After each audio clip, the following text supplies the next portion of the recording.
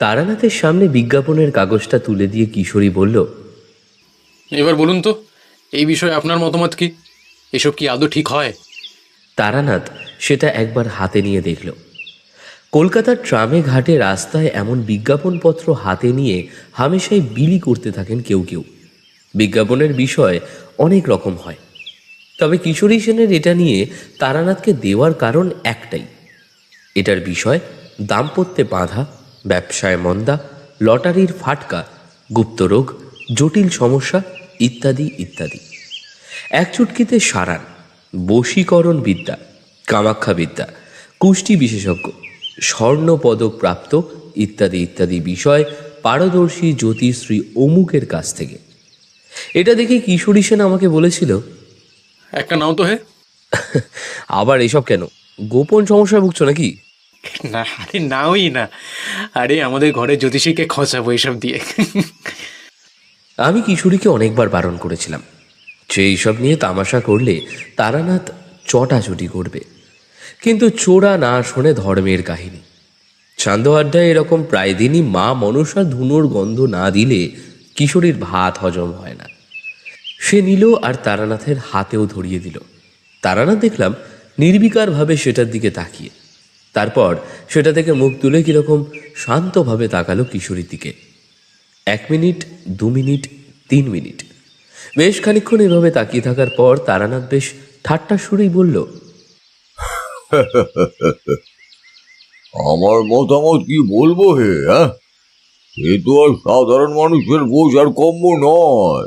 কিশোরী রে রে করে উঠে বলল, হুম হুম হুম হুম, তা বললে কি করে হবে? আমরা হলাম গিয়ে সাধারণ মানুষ, আমাদের তো এসব বোঝাতেই হবে। আর শিক্ষক যদি ছাত্রকে না পড়ায় তাহলে কিসের শিক্ষক? হুম। তোমরা তো শেখা বা বোঝার জন্য কোনো জিনিস আমার কাছে আনো না, তোমরা আনো বিতর্ক শোনার জন্য। আমি একটা এই মতো বলবো, অন্যকে ওই মতে বলবে, একটা বেশ বড় রকমের জ্ঞানের বাক বিতণ্ডা হবে। এটাই তো সাধারণ মানুষের বিনোদনের বিষয়, শুধু তন্ত্রের দিক নয়, সব দিক থেকেই। আর তন্ত্রে অদীক্ষিত অবিশ্বাসী মানুষদেরই এসব শুনতে বেশি ভালো লাগে। আমরা এ কথার কি জবাব দেব বুঝতে না পেরে চুপ করে বসে রইলাম। তারানাথ একটা পাসিং শো ধরিয়ে ধোঁয়া ছেড়ে বলল,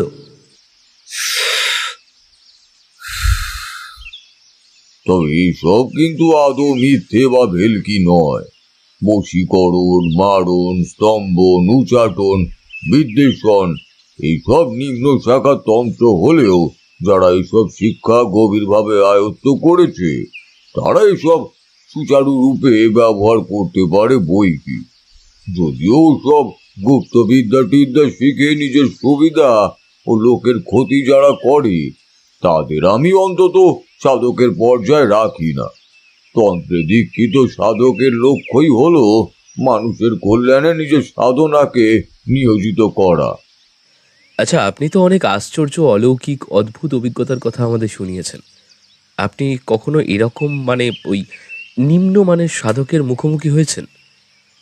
মুখোমুখি হওয়া কখনো কোনো সাধকের লক্ষ্য নয়। কাপালিকদের কথা তো তোমাদের আগেও বলেছি। প্রকৃত সাধক কখনো কারোর সাথে প্রতিদ্বন্দ্বিতায় নেমে নিজেকে শ্রেষ্ঠ প্রমাণ করে না। তবে হ্যাঁ, এইটুকু বলে তারানাথ কিরকম উদাসীনভাবে জানলা দিয়ে বাইরের দিকে তাকালো, তারপর ঘন ঘন ধোঁয়া ছেড়ে আবার বলল, যেরকম সাধনার কথা তোমরা বলছো সেসবের মুখোমুখি আমি একবার হয়েছিলাম বটে। কালা জাদু শুনেছ নিশ্চয়ই। সেসব শুনলেও আপনার ঘটনা কিন্তু আমাদের এখন বলতেই হবে। বেশ বেশ, বসো একটু, আমি মুড়ি আনি। এই বলে তারানাথ উঠে বাড়ির ভেতর চলে গেল। এই সুযোগে আমি আর কিশোরী দুজনে দুটো সিগারেট নিয়ে বাইরে এসে তাতে অগ্নি সংযোগ করলাম।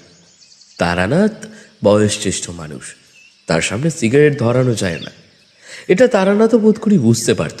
তাই সে মাঝে মাঝে মুড়ি বাতাসা আনার নাম করে বাড়ির ভেতর চলে যেত, যাতে সেই ফাঁকে আমরা দুজনেই সুপ্ত ইচ্ছা বিকশিত করতে পারি। একটি খুকখুকে কাশির শব্দে বুঝলাম ঠাকুর থানে এসে গেছেন। সিগারেট ফেলে দুজন আবার ভেতরে গিয়ে বসলাম।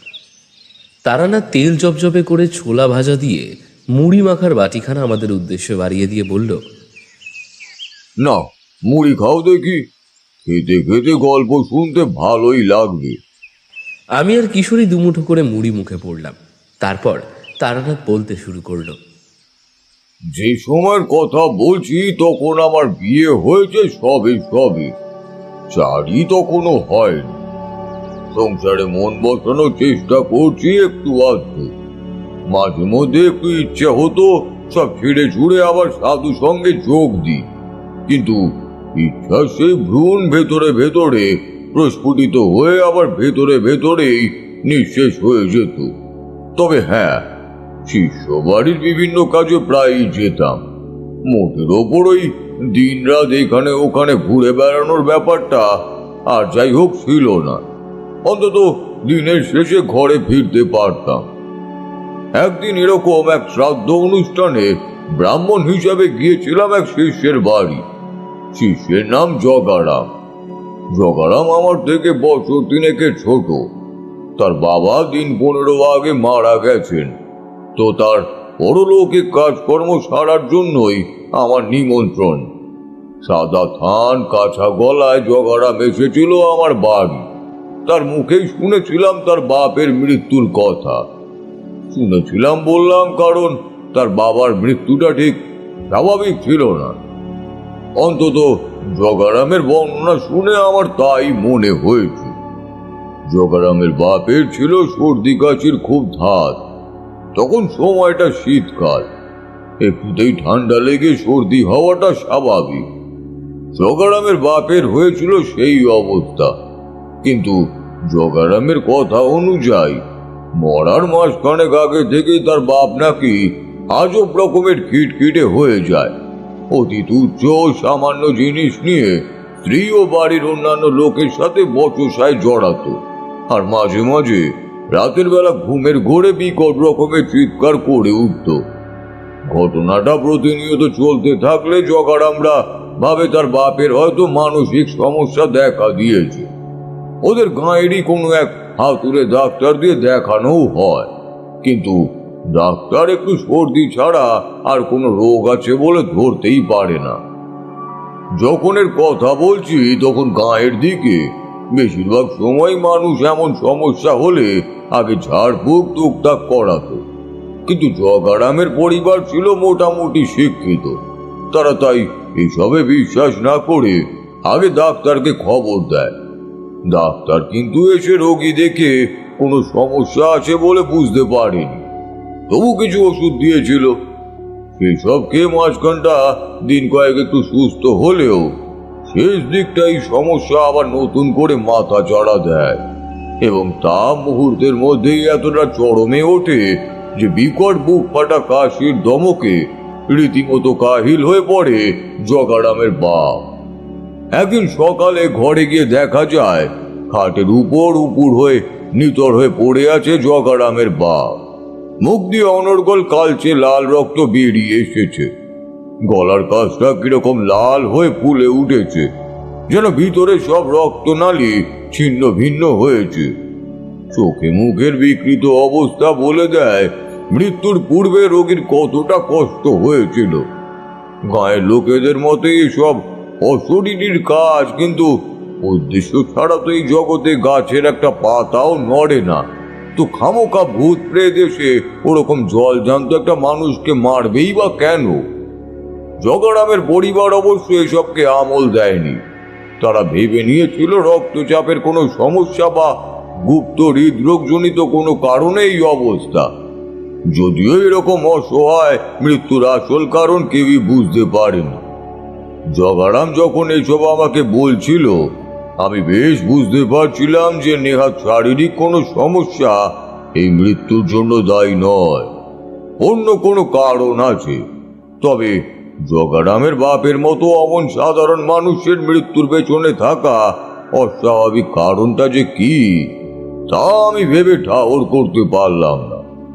যাই হোক, আমি অবশ্য এ নিয়ে আমার কোনো মতামত জগারামের সামনে রাখিনি।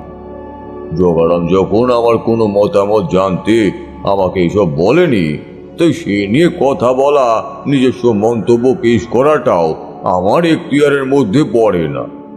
তো যে কথা বলছিলাম, যোগী বাড়ির নিমন্ত্রণ রাখতে গেলাম যথারীতি। জগারামের গ্রাম আমার গ্রাম থেকে মাইল 3-4 দূরে। জায়গাটার নাম কুলগাঁ। বেশ বর্ধিষ্ণু গ্রাম এই কুলগাঁ। পারলৌকিক ক্রিয়া যা যা করার ছিল সবই বেশ সুষ্ঠুভাবেই সম্পন্ন হলো। সেদিন বিকেলেই বাড়ি ফিরে আসতাম, কিন্তু পথ আটকালো জগারাম। না না ঠাকুরমশাই, আজকের দিনটা অন্তত আমার বাড়িতেই থাকতে হবে। আমি তো যেতে দেবো না আপনাকে। আরে কি মুশকিল, আবার এসব কেন? জগারাম না চোরবান্দা, সে বাচ্চা ছেলের মতো আবদার করে বলল, না ঠাকুরমশাই, আপনি এতদিন পর আমার ভিটেতে পা রাখলেন, আর এভাবে তো আপনাকে যেতে দেওয়া যায় না। এতদিন পর ব্রাহ্মণ সেবার সুযোগ পেয়েছি, আপনাকে থাকতেই হবে। দরকার হলে আমি আপনাকে বেঁধে রাখবো। আচ্ছা বেশ বেশ, কিন্তু বাড়িতে একটা খবর। জগারাম ব্যস্ত হয়ে আমাকে থামিয়ে দিয়ে বলল, কোনো চিন্তা করবেন না ঠাকুরমশাই, সব ব্যবস্থা আমি করে দিচ্ছি। বৌঠানকে আমি খবর পাঠাবার ব্যবস্থা করছি। আর তাছাড়া এখন যেতে যেতেও সন্ধে হয়ে যাবে, তাই আজ আর বেরিয়ে কাজ নেই, এখানেই থাকুন। অগত্যা আমি আর কি করি, থেকে গেলাম জগারামের বাড়ি। জগারাম ওই কুলগাঁয়ের মধ্যে মোটামুটি উচ্চবিত্ত শ্রেণীর লোক। বাড়িতে লোক বলতে সদ্য বিধবা মা, স্ত্রী ও এক ছোট ছেলে আর ভাই। জগারামের নিজস্ব বড় মুদির ব্যবসা। জগারামের ভাই পাশের গায়ের ছোট একটা স্কুলে মাস্টারি করত। গ্রামের মধ্যে একমাত্র পাকা দোতলা বাড়িটা ছিল জগারামের। যথারীতি তার বাপের পারলৌকিক কাজের ব্যবস্থাও সে সেরকমটাই রেখেছিল। জগারামের পাকা বাড়ি, তার ভালো আর্থিক অবস্থা স্বাভাবিকভাবে গাঁয়ের খেটে খাওয়া মানুষের কাছে একটা সদা আলোচনার বিষয় হিসেবেই পরিগণিত হতো। জগারামের পাকা বাড়িতেই আমার থাকার ব্যবস্থা হলো। জগতে উদ্দেশ্য ছাড়া কোনো কাজই হয় না, তাই আমার থেকে যাওয়াটাও নেহাত উদ্দেশ্যহীন ছিল না। সেটার পিছনে যে অদৃষ্টের এমন ভয়ানক লিখন রয়েছে, তা তখনের মতো আমি বা জগারাম কেউই স্বপ্নে ভাবতেও পারিনি। রাতে খাওয়া দাওয়া সেরে ঘরে বসে আছি, জগারাম 2 তামাক সেজে নিয়ে সেখানে এলো। এটা ওটা সেটা নানান রকম কথাবার্তা হচ্ছিল দুজনের মধ্যে। কথায় কথায় জগারাম একটা সময় বলে উঠল, আচ্ছা ঠাকুরমশাই, একটা কথা সত্যি করে বলুন তো। কি কথা বলতো জগারাম? জগারাম খানিকক্ষণ চুপ থেকে বলল, বাবার মৃত্যুটা কি আপনার স্বাভাবিক বলে মনে হয়? কি করে বলি বলতো, আমি তো ঘটনাস্থলে ছিলাম না। কেন, তোর কি মনে হয় এটা স্বাভাবিক না? না তাহা নয়, কিন্তু সত্যি বলতে বাবার মৃত্যুটা এতটাই, মানে কি বলবো, হঠাৎ করে হলো যে এটি ঠিক এখনো আমি মেনে নিতে পারছি না। আমি তাকালাম জগারামের দিকে। মাতু পাগলি আর মধু সুন্দরী দেবীর বরে আমি ততদিনে টুকটাক ক্ষমতাও পেয়েছিলাম। সেটুকু জোরেই দেখলাম জগারাম আমার বিছানার পাশে বেতের চৌকিটার ওপরে বসে। তাকে ঘিরে তার চারধারে কিরকম একটা চাপ চাপ অন্ধকার ঘনীভূত হচ্ছে। ব্যাপারটা যত সহজে আমি দেখতে পাওয়ার কথা বললাম, জিনিসটা কিন্তু আদৌ ততটা সহজ নয়। আর 5টা সাধারণ লোকের চোখে এসব ধরা দেবে না। আমি বেশ বুঝতে পারলাম জগারামের জীবনে অদূর ভবিষ্যতে কিছু বিপদ আপদের সম্ভাবনা রয়েছে, কিন্তু সেটা কি বা কেন তা ঠিক ধরতে পারলাম না। জগারামকে বললাম, তুই বরং আজকে বিশ্রাম নে। বেশ কয়েকদিন ধরেই তোর ওপরে বেশ ধকলি যাচ্ছে, না হলে তোর শরীর খারাপ করবে। মুহূর্তের মধ্যেই মনে হলো জগারাম যেন কিরকম একটা ঘোরের মধ্যে আছে। তার মাথাটা নিচু, যেন কেউ তার ঘাড়ের ওপরে চেপে জোর করে তার মাথা নিচে নামিয়ে দিয়েছে। আমার কথা শুনে সে শটাং ঘাড় তুলে আমার দিকে তাকালো, আর তারপর তার চোখের দিকে তাকিয়ে যেন মুহূর্তের জন্য চমকে উঠলাম। চোখ কিরকম ঘোলাটে, ঘন ঘন নিঃশ্বাস পড়ছে তার, যেন জগারামের রক্ত মাংসের শরীরের ভেতর প্রচন্ড রাগে ফুসছে কোনো ক্রূর পাশবিক আত্মা। কিছুক্ষণ এভাবে তাকিয়ে থাকার পর জগারাম কিরকম যেন ঘোরের মধ্যেই বলল, ঠিক আছে, ঠিক আছে, ঠিক আছে। বলতে বলতে সে টলমল পায় উঠে ঘর ছেড়ে বেরিয়ে গেল। বেশ বুঝতে পারছিলাম বাড়ির চারপাশের পরিবেশ কিরকম যেন ভারী হয়ে উঠেছে। এই লক্ষণ মোটেও ভালো না। রাতে যথারীতি ঘুমিয়ে আছি, কটা বাজে তা খেয়াল নেই। হঠাৎ একটা বিকট চিৎকারে ঘুম ভেঙে গেল। তড়াক করে লাফিয়ে উঠে বসলাম বিছানায়। গলার আওয়াজটা শুনে বুঝলাম জগারামের বউয়ের। এত রাতে কি হলো আবার? লাফিয়ে নেমে ঘর থেকে বেরিয়ে এলাম। জগারামরা থাকতো নিচতলার ঘরে। সিঁড়ি দিয়ে নেমে ছুটে গেলাম জগারামের ঘরের দিকে। ততক্ষণে ঘরে এসে উপস্থিত হয়েছে জগারামের ভাই ঘনারাম আর তার বিধবা মা। ঘরে ঢুকে দেখি সে এক ভয়ানক দৃশ্য। ঘরের ঠিক মাঝখানে বিছানার উপর শুয়ে বুকে হাত দিয়ে কাটা পাঠার মতো ছটফট করছে জগারাম। তাকে দুদিক থেকে ধরে সামলানোর চেষ্টা করছে তার ভাই আর বউ। জগারামের মা ততক্ষণে বাচ্চা ছেলের মতো হাত পা ছড়িয়ে কান্না জুড়েছে। ব্যাপারটা ঠিক কি হচ্ছে আমি কিছুটা হলেও বুঝতে পারছিলাম। জগারামের বেচারা ছোট্ট ছেলেটা নিজের চোখের সামনে এসব দৃশ্য দেখে কান্নাকাটি শুরু করেছে। আমি জগারামের বউয়ের উদ্দেশ্যে বললাম, বৌমা, তুমি খোকাকে সামলাও, আমি দেখছি। উঠে গিয়ে জগারামের বুকের ওপর হাত রাখলাম। ঘনারামকে বললাম, তুমি দাদার 2 হাত আর পায়ের তালুতে জোরে জোরে হাত ঘষো। ততক্ষণে জগারামের গোঙানি চরমে উঠেছে। কিছু একটা বলতে চেয়েও সে যেন বলতে পারছে না। তার যে শরীরের ভেতর ভয়ানক রকমের কষ্ট হচ্ছে তা বুঝতে পারছিলাম।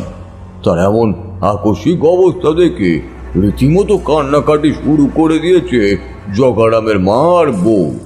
তাদের হাত তুলে থামতে বলে জগারামের বুকের ওপর জামাটা আলগা করে দিয়ে বললাম, জগারাম, জোরে জোরে নিঃশ্বাস নে দেখি। আমি আছি, কিচ্ছু হবে না তোর, সব ঠিক হয়ে যাবে। জগারামের বুকের ওপর হাত রেখে মনে মনে মধু সুন্দরী দেবীর স্তব করলাম।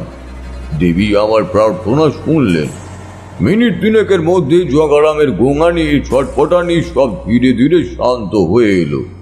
তার মাথায় কিছুক্ষণ হাত বুলিয়ে দিতেই সে আবার গভীর ঘুমে আচ্ছন্ন হলো। জগারামের স্ত্রীকে শুধালাম, এসব কি বৌমা?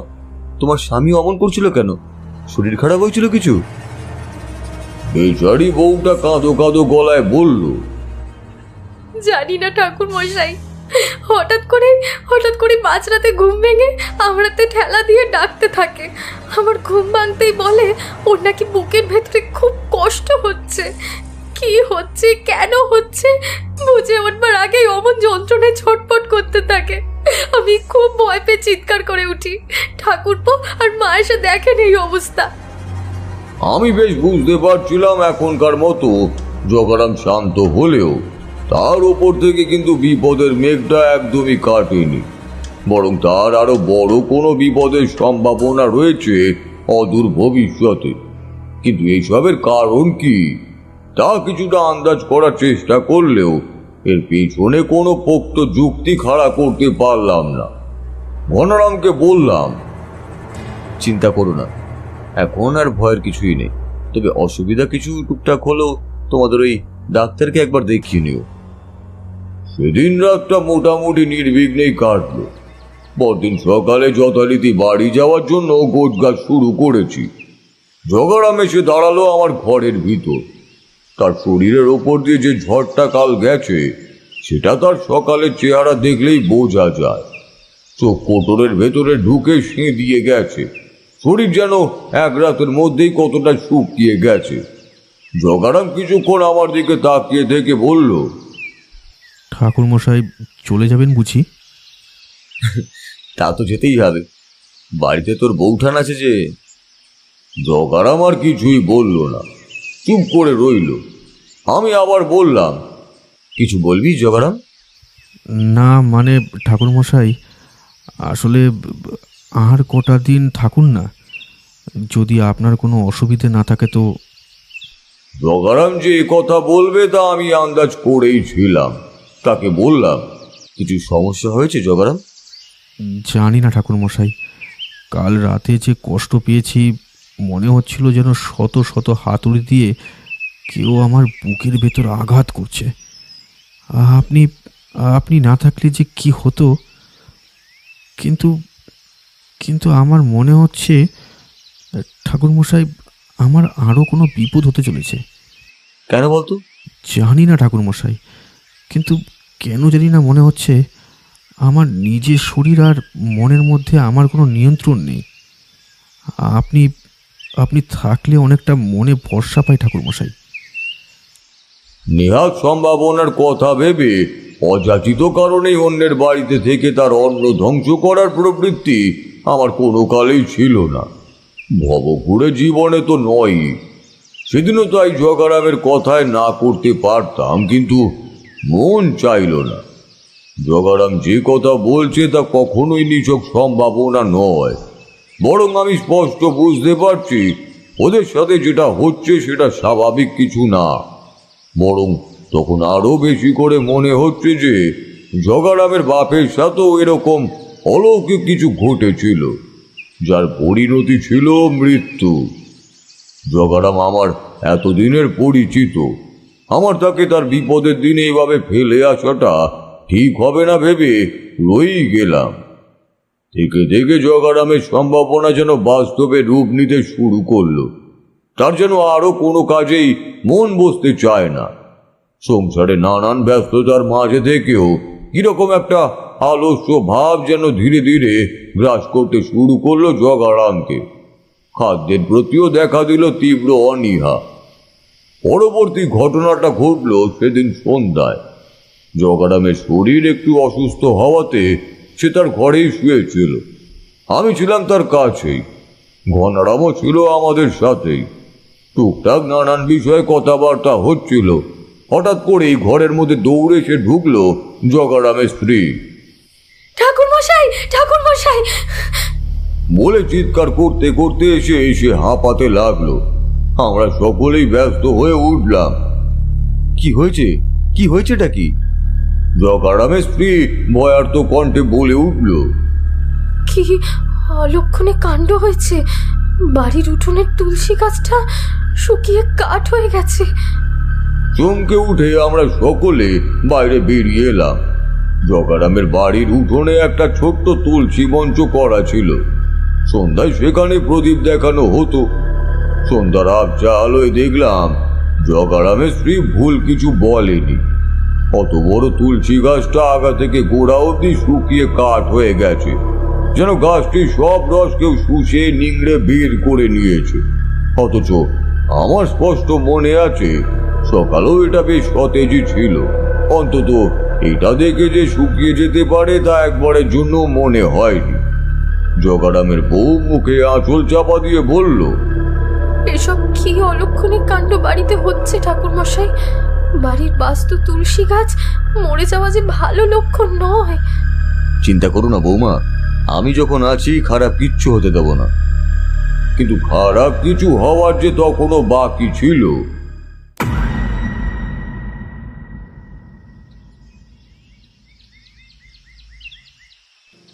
এতটুকু বলার পর তারানাথ থামল। পাসিং শোয়ের প্যাকেট থেকে একটা সিগারেট ধরিয়ে ধোঁয়া ছাড়তে লাগলো। আমি আর কিশোরী সবটা এতক্ষণে মন্ত্রমুগ্ধের মতো শুনছিলাম। কিশোরী এবার বলল, আচ্ছা, কিন্তু আপনি যেসব ঘটনাগুলো বলছেন সেগুলো তো কাকতালীয় হতে পারে, তাই না? মানে সব কিছুর পেছনে যে অস্বাভাবিক কিছু একটা থাকবে তার তো কোনো মানে নেই। হতেই তো পারে যে জগারামবাবুর শরীর খারাপ ছিল বা গাছটা শুকিয়ে যাওয়ায় তো আশ্চর্যের কিছু নেই, তাই না? তুমি ভুল কিছু ভাবনি। আসলে সাধারণ যুক্তিবাদী মানুষের মন সবকিছুর পেছনেই একটা যুক্তিযুক্ত কারণ খুঁজে পেতে চেষ্টা করে। সেটাতে দোষের কিছু নেই। কিন্তু ব্যাপারটা এই অবধি মোটামুটি একটা যুক্তি খাড়া করে বলা গেলেও এর পরের যে ঘটনাগুলো ঘটেছিল তা কিন্তু আর যাই হোক স্বাভাবিক হতে পারে না। তাছাড়া তন্ত্রশাস্ত্রে লক্ষণ বলে একটা ব্যাপার রয়েছে জানো নিশ্চয়ই। সেরকমই কিছু লক্ষণ দেখে আমি বুঝেছিলাম এইসব নেহাত কাকতালীয় নয়। আহা কিশোরী, ঠাকুর মশাই তো এর আগেও আমাদের অনেক অদ্ভুত কথা বলেছেন। সব কিছু কি এভাবে কাকতালীয় বলে চালিয়ে দেওয়া যায় নাকি? ঠাকুর মশাই, আপনি ওর কথা ছাড়ুন তো, বলুন তারপর কি হলো। তারানাথ বলতে শুরু করলো। সেদিন রাতে খাওয়া দাওয়া সেরে বিছানায় শুয়ে আছি। অনেকক্ষণ শুয়ে থাকার পরেও কিন্তু ঘুম আসছিল না কিছুতেই। এপাশ ওপাশ করছিলাম, কিরকম যেন একটা অস্বস্তি বারবার মনে হচ্ছিল মনের মধ্যে। উঠে বসলাম, ধুতির কোঁচর থেকে বিড়ির প্যাকেট বের করে একটা বিড়ি ধরিয়ে ঘরের মধ্যে পায়চারি করতে লাগলাম। এক সময় কি খেয়াল হলো, ঘরের জানালাটা খুলে বাইরের দিকে তাকালাম। যথারীতি রাত হয়েছে অনেকটাই, বাড়ির সকলেই প্রায় ঘুমাচ্ছে। যতদূর চোখ যায় ঘুটঘুটে অন্ধকার। হঠাৎ আঁধার রাতের নিস্তব্ধতা ভেঙে কোথা থেকে একটা পাখির বিকট চিৎকার শোনা গেল। চিৎকার না বলে সেটা মরণপণ আর্তনাদ বলাই ভালো। যেন কেউ প্রবল আক্রোশে পাখিটার গলা টিপে ধরে তাকে হত্যা করছে। চিৎকারটা মনে হলো শালিক পাখির, তবে এত রাতে অন্ধকারে কি হচ্ছে সেটা কিছুতেই বুঝে উঠতে পারলাম না। তবে সেটা যেনই বাড়ির খুব কাছে থেকেই আসছে।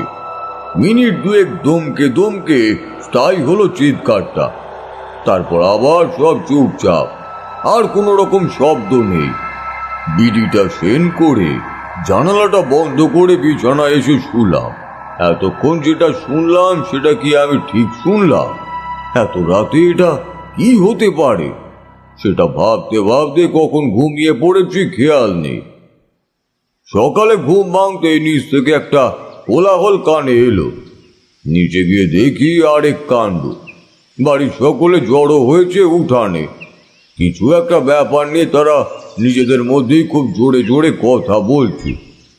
ব্যাপারটা কি সেটা জানতে সামনে গিয়ে দেখি আশ্চর্য ব্যাপার, ঘরের উঠোনের সামনে পড়ে আছে একটা মরা শালিক পাখি। একই সকাল সকাল এক শালিক দেখতে পাওয়া, তাও আবার সেটা মরা। কোথাও এক ফোঁটা রক্তও পড়ে নেই, এমনকি পাখিটার গায়েও রক্ত নেই, শুধু পাশে দুটো একটা পালক পড়ে রয়েছে। ঘনারাম জানালো সে সকাল সকাল লোটা হাতে বড় কাজ সারতে বেরিয়েছিল। যাওয়ার সময় সে কিছুই দেখতে পায়নি, তবে ফিরে এসে দেখে ঘরের সামনে এই অবস্থা। পাখির মরাটা এমন কিছু আশ্চর্য না, কিন্তু সেটা কোথা থেকে এলো আর এখানেই বা কি করে এলো তা কেউ বুঝে উঠতে পারল না। ঘনারাম শেষে বলল, কাল রাতে হয়তো বিড়াল বা কুকুরে মুখে করে এনে এখানে ফেলেছে। আমার তখন মনে পড়ল কাল রাতের সেই সোনা আর্তনাদের কথা। হ্যাঁ, মনে পড়েছে, সেটা তো শালিক পাখিরই চিৎকার ছিল। ঘনারামকে বললাম পাখিটা নিয়ে গিয়ে বাড়ির পেছনের বাগানে পুঁতে দিতে। ঘনরাম যাই বলুক না কেন, এটা যে সামান্য কুকুর বিড়ালের কাজ না তা আমি বেশ ভালো মতোই বুঝতে পারছিলাম। তখন আরো একটা ব্যাপার লক্ষ্য করে এ বিষয়ে আমার সন্দেহটা আরো গাঢ় হলো। আমাদের সকলের সাথে জগারামও এসেছিল কি ঘটেছে সেটা দেখতে। তবে খুব বেশি কথা না বলে সে চুপ করে দরজার একধারে ঠেস দিয়ে দাঁড়িয়েছিল। এই 2-3 দিনের মধ্যেই তার শরীর যেন শুকিয়ে অর্ধেক হয়ে গেছে। তবে এক মুহূর্তের জন্য লক্ষ্য করেছিলাম সে কিরকম অদ্ভুতভাবে তাকিয়ে রয়েছে মরা পাখিটার দিকে। অদ্ভুত বললাম কারণ ওই রকম দৃষ্টি কোনো সাধারণ মানুষের হতে পারে না। তাও কিকোটরের মধ্যে প্রায় ঢুকে যাওয়া শুষ্ক দুই চোখের মধ্যে যেন প্রকাশ পাচ্ছিল ক্রূর কোনো শিকারীর দৃষ্টি। স্বাভাবিক বিষয় সেই দৃষ্টিতে নেই, রয়েছে কেবল লোভ আর কিছু একটা পাওয়ার তীব্র কামনা। বেলা একটু পড়তে আমি আর ঘনারাম চললাম জগারামকে নিয়ে ডাক্তারের বাড়ি। ডাক্তারের বাড়ি পাশের গ্রামে, তবে জগারামকে দেখে ডাক্তার তার কোনো রোগ আছে বলে ধরতে পারলো না। অনেকবার তার নাড়ি টাড়ি টিপে টাপে কোনো সুবিধা করতে না পেরে শেষটায় বলল, দেখো ঘনারাম, সত্যি বলতে তোমার দাদার কোনো রোগ হয়েছে বলে আমার তো মনে হচ্ছে না। নারীর গতি দেখলাম স্বাভাবিক, অথচ যেমনটা তুমি বা ঠাকুরমশাই বললে তাতে আমিও ঠিক কি হচ্ছে সেটা বুঝতে পারছি না। তবে হ্যাঁ, না খেতে চাওয়ার ব্যাপারটা, সেটার পেছনে কিছু ওষুধ দিয়ে দিচ্ছি। এটাতে আশা করি খাওয়ার রুচিটা অন্তত হবে। বাড়ি ফিরে এলাম। আসার পথে ক্লান্ত অবসন্ন জগারাম বারবার বলতে লাগলো, ঠাকুরমশাই, ঠাকুরমশাই, আমাকে বাঁচান, ঠাকুরমশাই, আমাকে বাঁচান। আমার খুব কষ্ট হচ্ছে, খুব কষ্ট হচ্ছে। অথচ তার যে কি কষ্ট হচ্ছে, কোথায় কষ্ট হচ্ছে, কেন কষ্ট হচ্ছে, সেটা সে কিছুতেই বলতে পারে না। বাড়ি এসে ঘনারামকে বললাম, দাদাকে ধরে গায়ে মাথায় জল ঢালো, ভালো করে স্নান করাও, আগে ডাক্তার যা ওষুধ দিয়েছে ভালো করে খাওয়াও, আর তারপর দুপুরে খাবার দেবে, তবে পরিমাণে অল্প অল্প করে। কিন্তু সেই সব করেও কোনো লাভ হলো না। স্নান খাওয়া কোনো কিছুরই দিকেই জগারামের যেন কোনো হেলদোলই নেই। কিরকম একটা জড় ভরতের মতো সে যেন পড়ে আছে। শুধু পাঁজরের ভেতর কলিজাটা ছাড়া তার শরীরের ভেতর আর কোনো কিছুই নেই, নড়াচড়া করছেই না। খাবারের থালাটা তার সামনে ধরে দু এক গাল কোনো রকমে জোর করে খাওয়াতেই সে একটা সময় রাগে থালাটা এক ধাক্কায় ছুঁড়ে ফেলে দিল মাটিতে। তারপর রাগে বলে উঠল, খাবো না, আমি খাবো না, আমার খেতে ভালো লাগছে না। কেন আমাকে জোর করছে তোমরা? আমি খাবো না, খাবো না, খাবো না, ব্যাস খাবো না। এই বলে সে আসন ছেড়ে উঠে হাত মুখ ধুয়ে টলতে টলতে ঘরের ভেতর ঢুকে গেল। পরিবারের আর সব মানুষগুলো আমার দিকে তাকিয়ে। সেটাই স্বাভাবিক। বাড়ির কর্তার যদি এমন অবস্থা হয় তো পরিবারকে ভরসা দেওয়ার মতো আর কিছুই থাকে না। জগারামের মা কাঁদো কাঁদো গলায় বললেন, ঠাকুর, ঠাকুর, তুমি কিছু একটা করো। আমার অমন জোয়ান শক্ত সামর্থ্য ছেলেটা কেন এমন করছে ঠাকুর? বাড়িতে কি সব অলক্ষণে কাণ্ড ঘটে চলেছে সব সময়। কিছু একটা করো বাবা, কিছু একটা করো, আমাদের রক্ষা করো।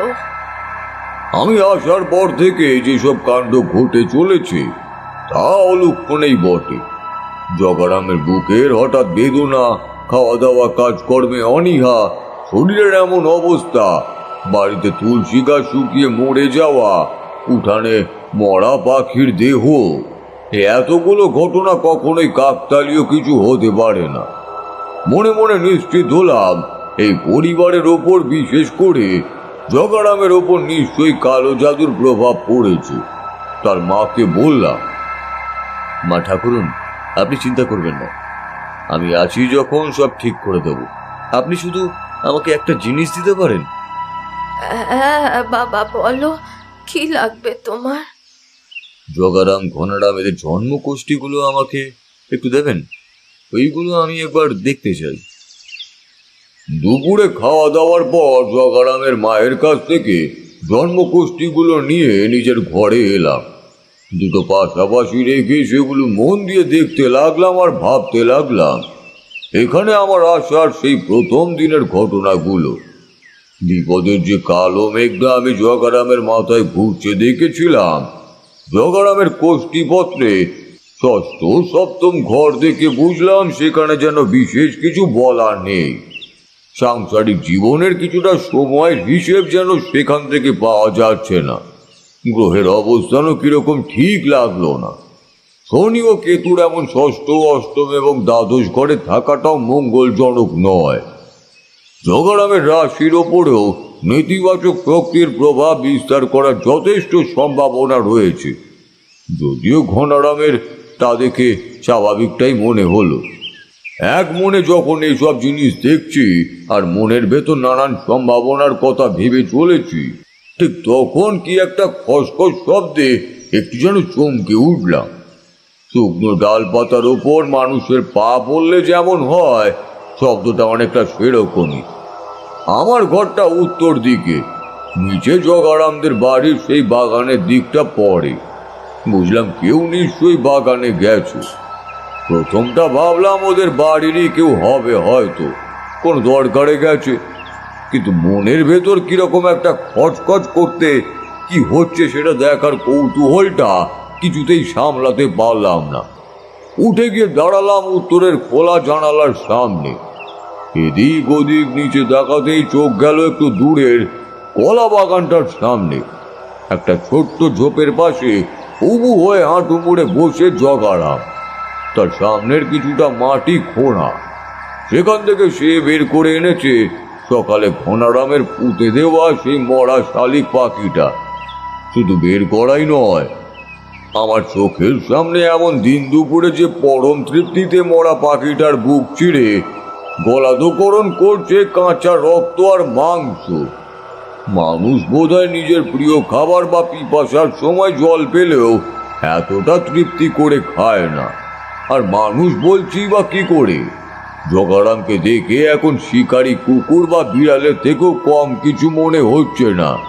যেন কতকাল সে তৃপ্তি করে কিছু খেতে পায়নি, যেন তার পৃথিবীতে জন্মই হয়েছে কেবল এই মরা পাখিটাকে খাবার জন্য। আমার চোখের সামনে সে গোটা পাখিটাকে নিমেষের মধ্যেই শেষ করে ফেলল। একটা পালক পর্যন্ত ফেলে রাখলো না, কোনো অস্তিত্বই রইল না সেই পাখিটার। আমি রুদ্ধশ্বাসে সবটা দেখে গেলাম। খাওয়া শেষ করে জগারাম এবার উঠে দাঁড়ালো। একটা কলা পাতা ছিঁড়ে সেটাই নিজের হাত মুখে লেগে থাকা রক্ত ভালো করে মুছে নিল। এবার সে বাড়ির দরজার দিকে হেঁটে আসতে লাগলো। আমি এক ছুটে ঘর থেকে বেরিয়ে সিঁড়িতে একটু নেমে দাঁড়ালাম। জগারাম যেন অবলীলাক্রমে সদর দরজা খুলে বাড়ির ভেতরে ঢুকলো আর শান্তভাবে চলে গেল নিজের ঘরের দিকে। ভাবটা এমন যেন সে অদ্ভুত কিছু কাজই করেনি। এটা যেন তার কাছে আর 5টা কাজের মতোই স্বাভাবিক। প্রয়োজন নেই কোনো কিছু লুকোচুরির, কোনো গোপনীয়তার। আমি চুপচাপ আবার নিজের ঘরে ফিরে এলাম। আমার মনে আর বিন্দুমাত্র সন্দেহ নেই কি হয়ে চলেছে জগারামের সাথে। তার জন্মকোষ্ঠী, গ্রহরাশির অবস্থান, এমনকি তার আচার আচরণ সব বলে দিচ্ছে যে কি হয়ে চলেছে। 5ই দেখলাম, কাল অমাবস্যা। আজ রাতে তো কিছু করা সম্ভব নয়, কাল এই কুপ্রভাব আরো বাড়বে কোনো সন্দেহ নেই। হয়তো কাল রাতে। আর ভাবতে পারলাম না, যা করার কালকেই আমাকে করতেই হবে। আমি থাকতে জগারামের কিছু আমি হতে দিতে পারি না। সেদিন রাতে জগারামের শুরু হলো অসম্ভব রকম পেট ব্যথা। পেটে হাত দিয়ে মেঝেতে পড়ে সে রীতিমতো ছটফট করতে লাগলো। ঘনারামকে বললাম, দাদাকে চেপে চেপে জল খাওয়াও দেখি, ওকে বমি করাতে হবে। জল খাওয়ানোর পর তাকে ধরে দুজন মিলে এলাম বাইরে। অনর্গল বমি করতে লাগলো সে। স্পষ্ট দেখলাম তার মুখ থেকে বেরিয়ে এসেছে সেই পাখির হাড়, মাংসের টুকরো।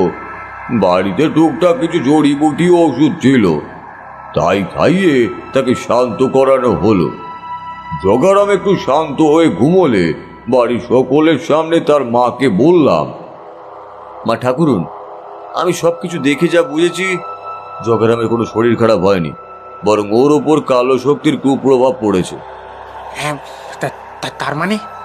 দেখো ঘনরাম, তুমি শিক্ষিত, পড়াশুনো জানো, তোমার হয়তো একটু বিশ্বাস করতে কষ্টই হবে, কিন্তু আমাদের এই প্রকৃতি, যা আমরা রক্ত মাংসের চোখ দিয়ে প্রতিনিয়ত নিরীক্ষণ করছি, তার বাইরেও একটা জগৎ রয়েছে। এই জগতের কিছু নিয়ম কানুন রয়েছে, তবে সেটা আমাদের দৃষ্টি ও বোধ দুটোরই বাইরে। দুটো সমান্তরাল জগৎ পাশাপাশি নিজেদের নিজস্ব ছন্দে ঘুরে চলেছে, কিন্তু স্থান কাল পাত্র ভেদে কোনো কারণে এই দুয়ের মধ্যে সংযমের রাস্তা সুগম হলে তৈরি হয় সংঘর্ষ। আমাদের চোখে তখন ধরা দেয় ওপারের জগৎটার অদ্ভুত সব ঘটনা, যা আমরা অলৌকিক বলে আখ্যা দিই। তোমাদের বাড়িতে এই তুলসী গাছ শুকিয়ে মরে যাওয়া বা সকালে বাড়ির উঠোনে মরা পাখি দেখতে পাওয়া, এই সবেরই লক্ষণ। তোমার দাদার জন্মকোষ্ঠী দেখতে গিয়ে আমি দেখতে পাই ওর জীবনের এই পর্যায়ে এমন অদ্ভুত ঘটনার অভিজ্ঞতার কথা রয়েছে, বিশেষ করে কিছু সময়ের হিসেব তার জীবন থেকেই হারিয়ে যাবে। এটা অনেকের ক্ষেত্রেই হয়ে থাকে, যদিও আমার বিশ্বাস তোমার দাদা এখন ওই পর্যায়ের মধ্যে দিয়েই যাচ্ছে। এর কোনো নির্দিষ্ট কারণ নেই, কোনো ব্যাখ্যাও নেই, এটাই হয় এবং হয়ে চলেছে। তোমার দাদার ওপর কালো শক্তির প্রভাব পড়েছে। প্রথম দিন আমি যখন তোমাদের বাড়ি আসি বুঝতে পেরেছিলাম এখানে অলৌকিক কিছু ঘটতে চলেছে, তবে সেটা কি তার নিশ্চিত না হওয়া পর্যন্ত কোনো কিছুই করতে পারতাম না। তাহলে এর থেকে বাঁচার কোনো উপায় তো থাকবেই। আছে, উপায় আছে। আমি তোমাকে কয়েকটা জিনিস লিখে দিচ্ছি, একটু জোগাড় করে দিও কাল সকালেই। তবে কি জানো ঘনরাম, আমার এটা আগেই বোঝা উচিত ছিল। কাল অমাবস্যা, এই শক্তির প্রভাব আরো বাড়বে। আমাদের যা করার তাড়াতাড়ি করতে হবে। কাল একটা যজ্ঞ করব। ঘনারাম আমার দুটো হাত ধরে বলল, ঠাকুরমশাই আপনি যা ভালো বোঝেন তাই করুন। আপনার যা লাগে আমি সব দেব, শুধু আমার দাদাটাকে ঠিক করে দিন ঠাকুরমশাই। চিন্তা করো না, আমি আছি যখন, কিচ্ছু হতে দেব না। যজ্ঞের জন্য উপকরণ যা লাগবে সবটা ঘনারামকে লিখে দিয়ে বললাম। তোমাদের বাড়ির যে যজমান ব্রাহ্মণ, তাকে খবর দিও। বাড়ির যে কোনো যজ্ঞের সময় কুলপুরোহিতের উপস্থিতি থাকাটা আবশ্যক। আর উঠোনেই যজ্ঞ করব, বালি আর কাদা দিয়ে বেদি বানাতে হবে। পরদিন সকাল থেকে জগারামের অবস্থা যেন আরো শোচনীয় হয়ে পড়ল। তার শরীরে যেন কোনো সারই নেই, নির্জীবের মতো পড়ে রইল সে। তার এই অবস্থা গোটা বাড়িতে যেন একটা শোকের ছায়া তৈরি করলো। যদিও এমনটা যে হবেই তা আমি জানতাম। অমাবস্যা তিথি শিয়রে উপস্থিত। মনে মনে এটাই প্রার্থনা করতে লাগলাম, হে ঈশ্বর, জগারামের প্রাণটা অন্তত বাঁচিয়ে রেখো। শোকের বাড়ি, রান্না খাওয়া কোনোটাই ঠিক মতো হয় না। আমাকে তবুও তারা মধ্যাহ্ন ভোজনের কথা বললে আমি কিন্তু খেলাম না। যজ্ঞের প্রধান পুরোহিত হিসেবে আমাকে নিরম্ব উপবাস থাকতে হয়। বেলা যত বাড়তে লাগলো জগারামের অবস্থা আরো সঙ্গীন হতে লাগলো। বাড়িতে রীতিমতো এবার কান্নার রোল উঠল। অথচ সন্ধিক্ষণ না হলে যে যজ্ঞ শুরুও করা যাবে না। কুলপুরোহিত নরেশ বাড়ুজ্যেকে খবর দেওয়াই ছিল। যথা সময় সে এসেও গেল। কাদা দিয়ে একটা চতুর্মুখ প্রদীপ আমি আগেই বানিয়ে রেখেছিলাম। বিকাল হতেই সেটা জগারামের স্ত্রীর হাতে দিয়ে বললাম, এটা বাড়ির দাওয়ায় জ্বালিয়ে রাখো, সলতে আর তেল দিয়ে। দেখো যেন যজ্ঞ শেষ না হওয়া পর্যন্ত এটা না নেবে। ঘনারামকে আগেই বলে রেখেছিলাম তার দাদার গায়ের একটু রক্ত আর চুল কেটে রাখতে। যজ্ঞের আহুতিতে ও জিনিস লাগবে। এবার একটা মাটির কলসিতে কিছুটা জল নিয়ে তাতে কুল বড়ুইয়ের বেশ কয়েকটা পাতার হলুদ বেটে ভিজিয়ে দিলাম। দেখতে দেখতে সূর্যাস্ত হয়ে গেল। গোধূলি লগ্ন পড়তেই সেই জল সমেত কলসি মন্ত্রশুদ্ধি করলাম। তারপর সেটার থেকে কিছুটা জল নিয়ে গায়ে ছিটিয়ে বাকিটা ঘনারামকে দিয়ে বললাম, তুমি আর নরেশ ঠাকুর মিলে এটা দিয়ে তোমার দাদাকে স্নান করাও। তারপর শুদ্ধ কাপড় ধুতি পরিয়ে নিয়ে এসো, যজ্ঞ শুরু করব। কথা মতো ওরা সব কাজই করলে আমি স্নান সেরে শুদ্ধ রক্তাম্বর ও উপবিত ধারণ করে যজ্ঞবেদীর সামনে বসলাম। নরেশকে বললাম, তুমি ইষ্টমন্ত্র জপ করতে করতে এই গঙ্গা জল বাড়ির চারধারে ছিটিয়ে দাও, আর তারপর আমার কাছে এসে বসো। নরেশ ঠাকুর তাই করল। মন্ত্র পড়ে নিজেকে বন্ধনে আবদ্ধ করে যজ্ঞ শুরু করলাম। দাওয়ায় তখন জগারামের স্ত্রীর হাতে জ্বলে উঠেছে আমার চতুষ্কোণ মৃত প্রদীপ।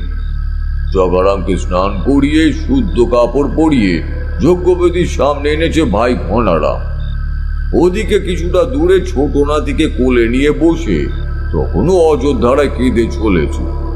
নিজের চোখের সামনে প্রথমে স্বামীর এমন মৃত্যু, তারপর ছেলের এমন অসহায় অবস্থা। একজন নারীর জীবনে এর থেকে কষ্টের আর কি বা হতে পারে। জগারামের কপালে একটা তিলক টেনে তার গায়ে গঙ্গা জল ছিটিয়ে দিলাম। জগারাম কিরকম যেন বেহুশ হয়ে পড়ে আছে তার ভাইয়ের কোলে।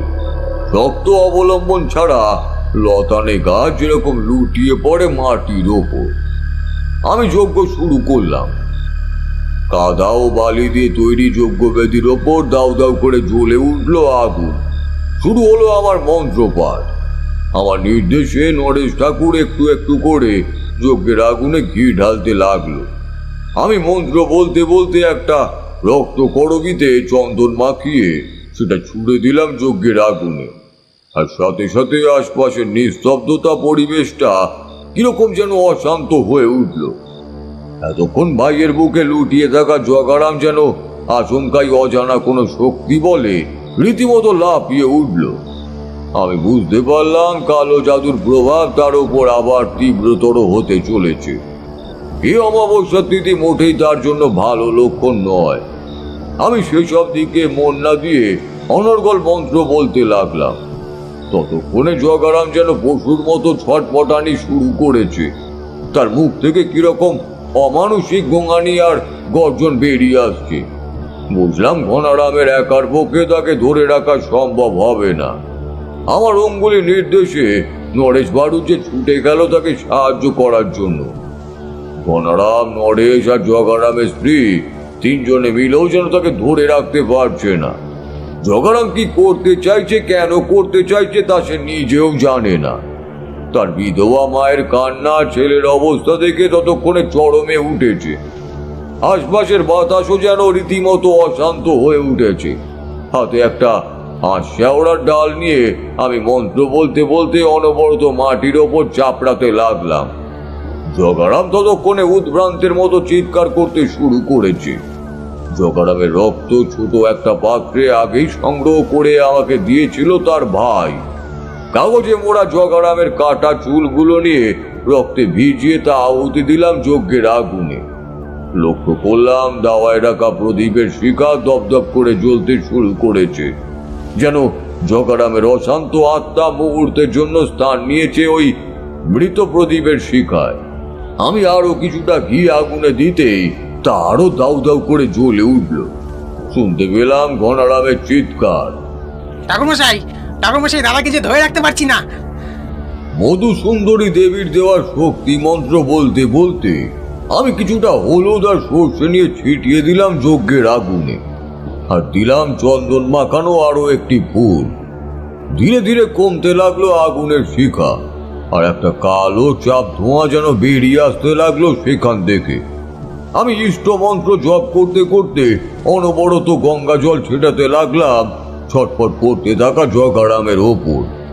আগুনের ওপর জল ছেটালে তা যেরকম ধীরে ধীরে শান্ত হয়ে আসে, জগারামও ঠিক সেরকমই মন্ত্র পড়া জলের ছিটা গায়ে লাগতেই ধীরে ধীরে শান্ত হয়ে এলো।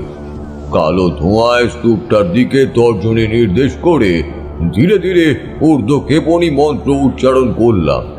আস্তে আস্তে সবকিছু শান্ত করে দিয়ে সে অপার্থিব অন্ধকার যেন ওপরে উঠে মিশে গেল পার্থিব আধারের সাথে। তারানাথ থামল। সিগারেটের অবশিষ্টাংশটুকু ছাইদানি হিসাবে ব্যবহৃত নারকেলের মালার মধ্যে গুজে দিল। আমি আর কিশোরী এতক্ষণ হাঁ করে সবটা শুনছিলাম।